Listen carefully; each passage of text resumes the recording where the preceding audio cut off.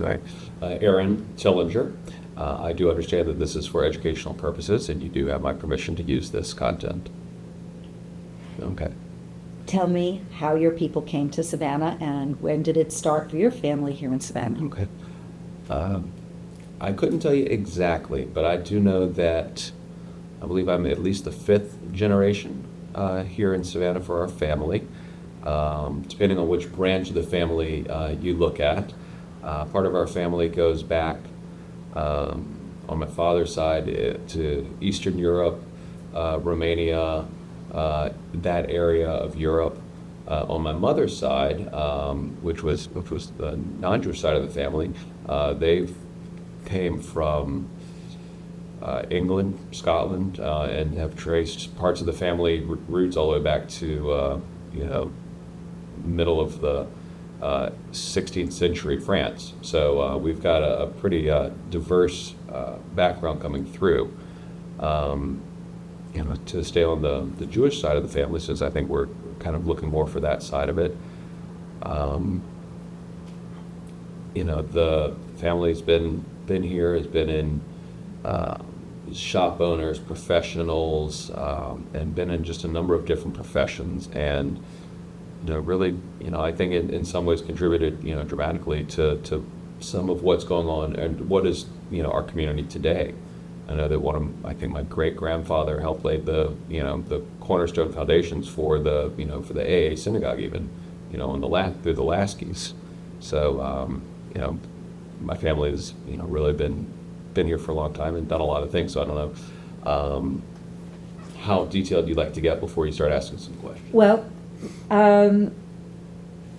who all are you related to? You mentioned the Laskies. How, name some of the people in your past, aunts, uncles, grandparents, that were leaders by their own right in their business community, or in the secular community, or in the Jewish community. Okay. Well, just a broad spectrum of the family tree. I'm a Tillinger. My grandmother was a Brown. My great-grandfather was a Lasky. So, Jake Lasky, who was my great-grandfather. So we have that connection to that side of the family. They were in business. My father grew up in his parents' and grandparents' grocery store down on Price Street. I don't remember the name of the store, but I know it's I think it was Price and maybe Oglethorpe, where's about that intersection of where it was located. I guess I'll try and go back generationally as best I can.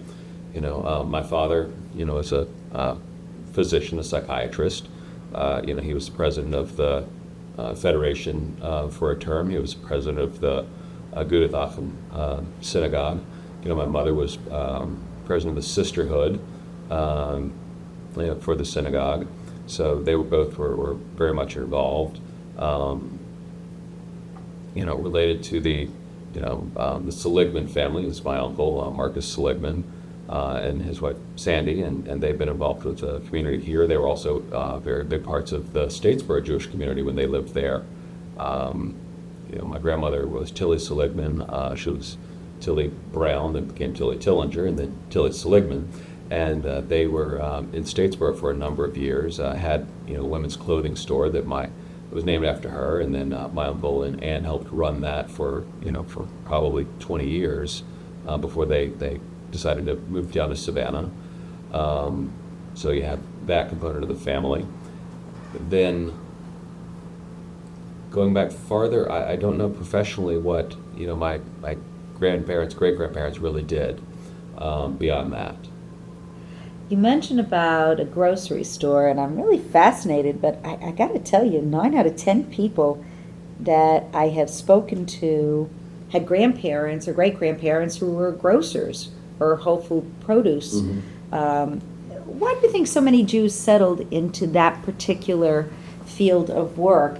And yet you also have professionals in your family. So my question's geared around, are there Is there something that you know to be true about the types of jobs that Jews were allowed to do, and then at what point did that change so that the professions really were open to them? Well, I think that in relation to the concept of being, grocery store owners or other type of shop owners, it's spanned from an entrepreneurial mindset. It also is community based.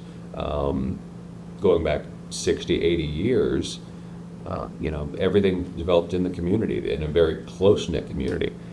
You didn't have access to get on Abercorn and drive from downtown to the south side of town in 20 minutes to pick up whatever it is you might need. So you had to have something that was fairly local.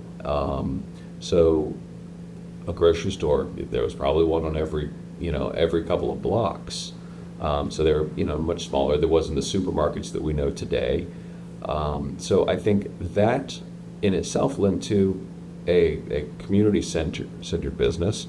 I know that even the idea of having a business that is always going to be in demand, even during the Great Depression, and this is just something I know to be true from my childhood studies, is businesses that did well in the Depression, even in the that time were the grocery stores, because everyone had to eat, whether they had 2 pennies or they had $2 or more. Somebody had to eat. So I think that was a business concept and a decision. Let's go to a business that has the continuity aspect. As far as transitioning into the professional world, I think Judaism places a emphasis on education and betterment. And I think going back 2 generations, they looked and said, I want our children to have a better life than I have. And they saw that education and a professional development, doctors, lawyers, accountants, was the next evolution for that. I had a conversation with a former rabbi here just a few years ago, and he pointed out that people in my generation don't have a level up to go from where most of our parents were. It was always seemed, oh, you're a doctor, you're a lawyer, you've kind of reached the pinnacle. Well, how do you one up that? So there's not really the opportunity to do that, but it is to maintain, but not necessarily maintain that level of success, but to the level of appreciation that comes from striving to succeed, striving to become educated, striving to take what your parents have given you and make something of that. And I think that's just something that's ingrained in Judaism as a culture. If you look at just looking historically at some of the educational leaders, some of the scientists, look at your Nobel Prize winners. The list of people there who are Jewish is pretty impressive, and it's a significant contribution. And I just think it's something that has always been a root of Judaism, because from a very early age, going to Sunday school, going to afternoon Hebrew school right here in the JEA building, was something that was, ingrained in me. And study is a very crucial part of Judaism, not just studying the arts and the sciences, but studying our history and our culture, and always being able to want to tell that story. And I think doing even this project right here is something that is important. So when I was asked just yesterday if I would be a part of this, I said absolutely, because I think there's something that's always a value, and I want my daughter and hopefully one day grandchildren to be able to say, I have roots and I can trace them, and there's a connection to the previous generations. And it's important to me, and I always want to be able to share that, and because it was shared with me. You're right on in terms of what my general function is for this project, and I appreciate you expounding on it so eloquently. I'm going to ask you from a very personal side, first of all, tell us what it is that you do for a living, and the types of leadership that you saw your parents and your grandparents provide for this community. How has it inspired you, or has it inspired you, to go ahead and do the same? Well, I'll tell you, first of all, what I do is first and foremost, I'm a husband and father. That's my absolute pinnacle of what it is I do. Professionally, I'm a financial advisor. I work with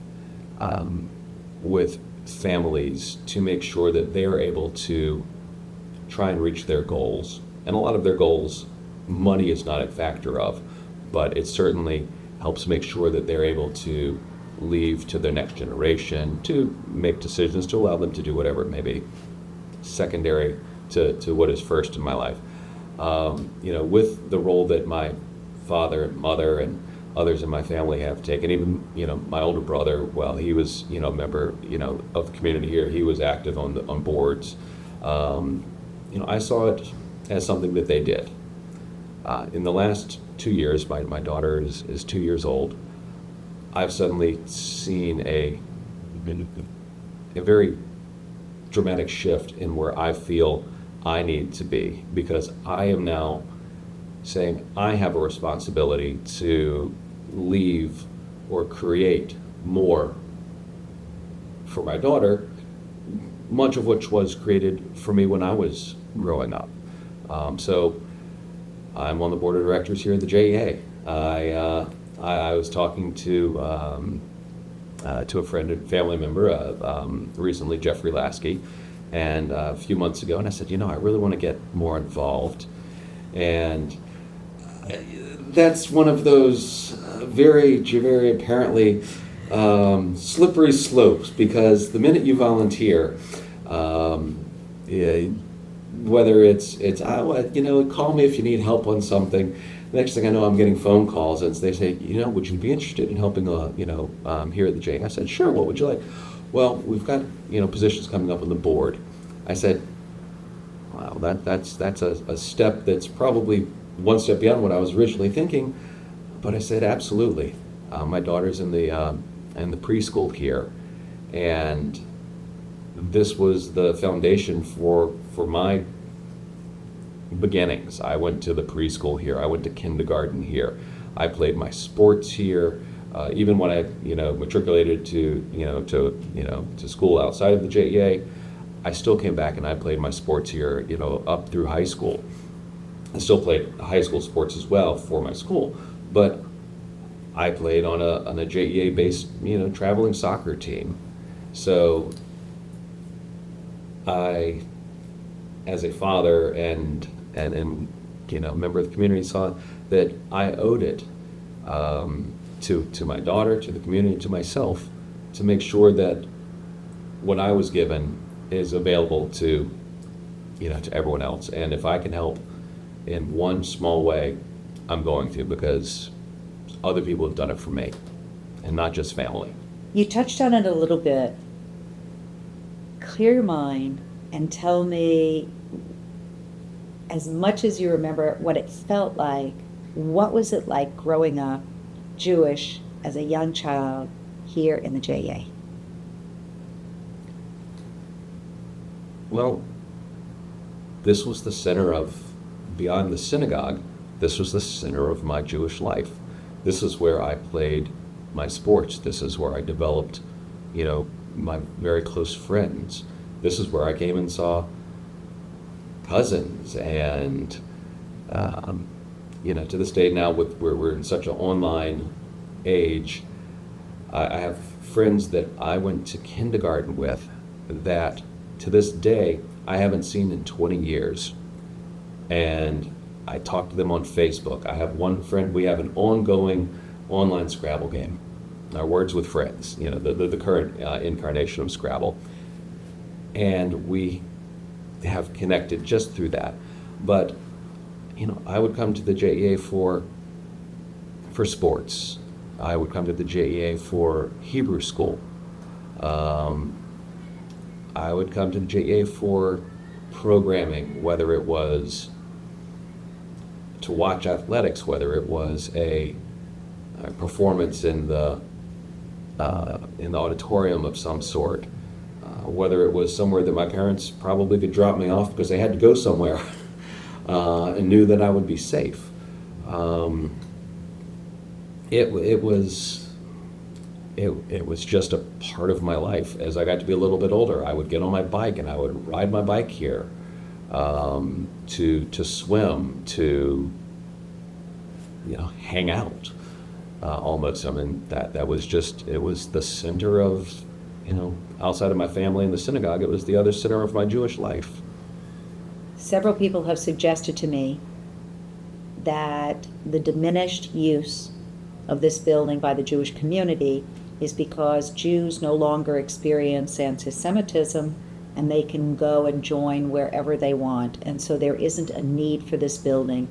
Can you answer to the question of anti-Semitism when you were growing up, if you experienced it, if it was part of what you understood, that was, if you're a Jew, that this is just something that happens, and what it was that the JA offered you to combat that, and what has changed, and how do we get it back? Well, the reality is there was anti-Semitism, and there was not violent anti-Semitism that might have happened in other cities, and going back before my days, but there was. I can tell you that, going back to sports, because that was what I did a lot of. I played for, like as I mentioned earlier, a soccer team based here, and it wasn't all, it was open to anyone who wanted to be a member of it. So our team was probably 60% Jewish, the other 40% not. And we traveled, and I remember we went down to play a team in Hinesville, and our team was good. We had a lot of very good players, and the minute, going through the game, I think we were winning pretty handily. The other team scored on our goalie. It happened in sports. And instead of running back to his team to celebrate with his team, the player from the opponent who scored looked at our goalie and used a couple of choice words, and essentially, "Take that, you Jew."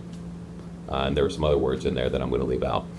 Our goalie wasn't even Jewish, but because he had the JEA logo, the Star of David on his chest, he was a representation of all of it. So there was very direct, in-your-face anti-Semitism at times. The JEA itself, though, offered a sense of, well, this is where I belong. Everybody can come here, and you're not different, that's for certain. And I never felt overly as an outsider growing up throughout the community, except when it came to when I had to, let's say, miss school for religious events. I was very involved in United Synagogue. I was active in the congregation. I went to services when there were holidays that were not just the high holidays, but when there were other holidays. I would sometimes miss school for it, and I was often felt, or I often felt that as a result of that, there was some, well, why are you taking this when other Jews aren't? So you're just using it as an excuse. And that was hurtful, and that actually once in a while came from not just other classmates, it came from a couple of teachers, administrators, in middle and high school. And so that was a disappointing time to experience. But being in the JEA, in the community, I felt that whenever I was here, there certainly was never any of that. As far as what's changed in the community, I know there was discrimination. There were clubs that Jews couldn't belong to, and there were several of them. And I don't think really there's much of that now, but I'm sure there's still a couple of those that exist. It's just not as popular and prevalent and well known, or they're very small and insignificant. So that might be a reason for it. I also think the reason that the involvement in the JEA has changed is, I think, as a community, there are so many outlets for kids to go and spend their time playing sports. Well, soccer is my sport that I grew up with. Soccer leagues are all Saturday mornings. And as a result, if you want your children to be involved in sports, well, they're going to have to make a choice. Are they going to go to synagogue or are they going to play sports? I think the fields behind the building are not in use. I drive back that drop off and pick up for the preschool, multiple times a week. The very first time I showed up to just do a tour of the preschool, I saw that and it was very disappointing. It was heartbreaking. I played soccer on those fields. I played softball on those fields. I played baseball on those fields. I swam swim meets in the JEA pool. To see that there's not a active sports component going on here, I think that diminishes the role of the JEA in the community, because if we don't have something that draws the children together, it doesn't draw the parents together, and it stops making the JEA a center that people go to. More people are probably members of the JEA either because they feel it's an obligation or because they want to exercise in the fitness center than any other reason. I hope I'm wrong on that. I really do.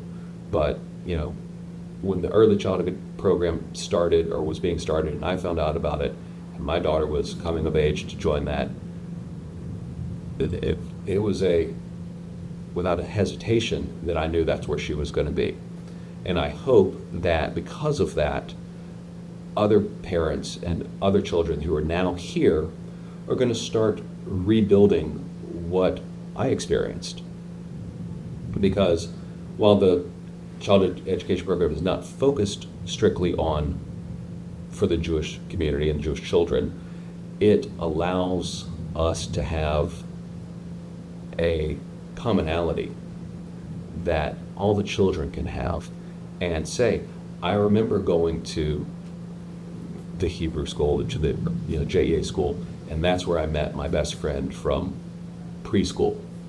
And I want that to continue. So I'm hoping that might help reestablish some of that. Just two more questions. One is, there has been an attempt since 2005, I had started a group to try and answer questions for people that were looking for the quality of life that Savannah offers, and to help them make a decision, learning something about the Jewish community and how they could become members of it and kind of sell ourselves to the general community. Is there something that you think of that we can do as a Jewish community to maybe get the secular community to help us attract more Jews to the area so that we have, again, the critical mass that's necessary to run our programs? In other words, what is it about the quality of life in Savannah, which we know is good, that we can use to try and entice other people to come and find a home here? True. That's going to be a matter of what's going to attract people to it. I think because of the day and age we're in, where so many people are disengaged on so many levels, whether it's because of the online content or because the nuclear family has gotten more inward looking. I don't know if there's something that can necessarily drive it. I think it's got to be something internal that people want to get out and be a part of. But Savannah itself is a fantastic city. I grew up here. I left to go to college. I moved back. I realized I wasn't quite ready to move back, and I moved away again. But when it came time for my wife and I to decide, okay, you know what, we're ready to really dig roots and start a family, coming back to Savannah was not a question.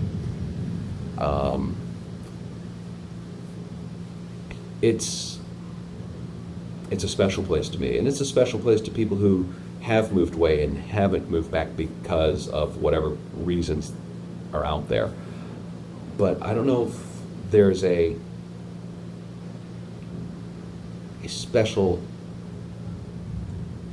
tool or set of programs that could recreate that. I think it's something that's more organic, and unless we can get people really to feel the connectivity,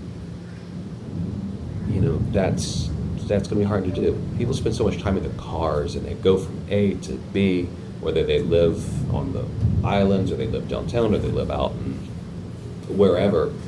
Getting them back into the core of town, getting people to focus on something bigger than themselves is really, I think, more a focus of what could help just create that organic base. And I don't know the answer to that. I wish I could. I wish I could give some ideas, but creating programming that's going to, bring people back to the JEA is probably the most important thing. And I do think in the community there are some definitive splits from the synagogues that's really hampering that. And I don't begin to know everything that's happened. I was gone for so many years, and I really wasn't engaged, so I don't know all of those factors. But I do know from a lot of conversations that the synagogues need to start focusing back on the JEA, because if you don't get the spiritual leadership, the JEA does become just a building with a crest and a logo and a name that people aren't going to focus on. So I think there's something that has to come back to the spiritual side to then recreate the community side. Last question. Okay. Is there anything that I didn't ask you about that you wish I did? And if not, is there a word of advice or a sage saying that you would like to leave for your children and grandchildren, if they were to hear this, about what it means to be Jewish, growing up in the South, and what traditions you hope that you pass on? Well, I don't know of a question that you specifically didn't ask, because realistically, we could have this conversation for hours, and I would be happy to help fill the archive with whatever limited information is trapped up in this loose melon. But so the community of Savannah is special. I think growing up here with the history of Savannah, not just the Jewish history, but the history itself. The Jewish people are history. We live history. We worship in history. So having the connection that we can walk and see just a modern history. 250 years is modern history. So, but being able to experience that, being able to say, the Mikveh Israel is the third oldest synagogue. You can go in and you can see a part of Jewish American history just by walking down the street. That's something special. By being able to say, I can trace my family history in Savannah back XYZ generations. Unfortunately, I didn't recreate it visually for you today, but it's something that's there. I think that in itself is important. If I wanted to have a message that I want my daughter and potential grandchildren and whatever else and anyone else to see this, is to know that there's always something available to you, but more importantly, there's always someone available to you.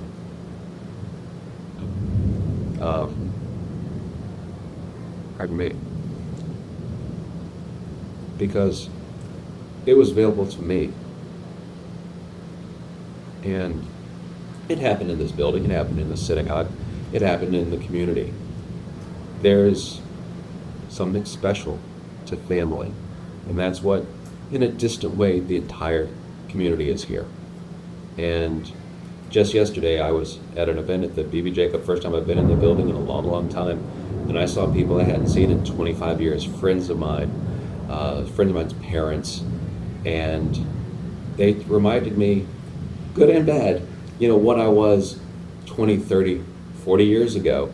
And there's always going to be somebody who remembers you. And being remembered is taking you back and connecting you to the story of your life and your family. And that's important. And always being able to say, I know where I came from. So I don't have one word for it, but community, family, history, and connectivity. Those are all things that matter. So Thank you for what I think is a lovely interview.